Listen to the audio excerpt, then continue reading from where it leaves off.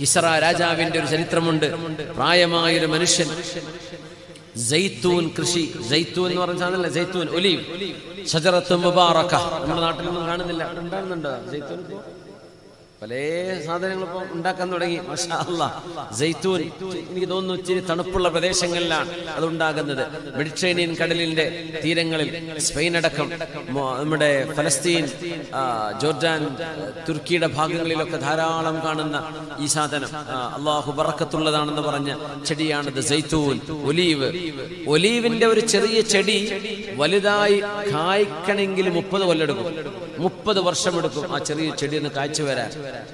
പ്രായമായൊരു പൂപ്പ, സൈത്തൂൻ കൃഷി, അവിടെ ഇങ്ങനെ സൈത്തൂനിന്റെ ചെടി വെച്ച് പിടിപ്പിക്കുന്നത് കണ്ടപ്പോ കിസ്റ ഇബ്നു ഹുർമുസ് എന്ന് പറയുന്ന പേർഷ്യയുടെ പഴയകാലത്തെ ഇറാനിന്റെ ഏറ്റവും വലിയ രാജാവ്, നബി തങ്ങളുടെ കാലഘട്ടത്തിൽ ജീവിച്ചിരിപ്പുള്ള കിസ്റ ഇബ്നു ഹുർമുസ്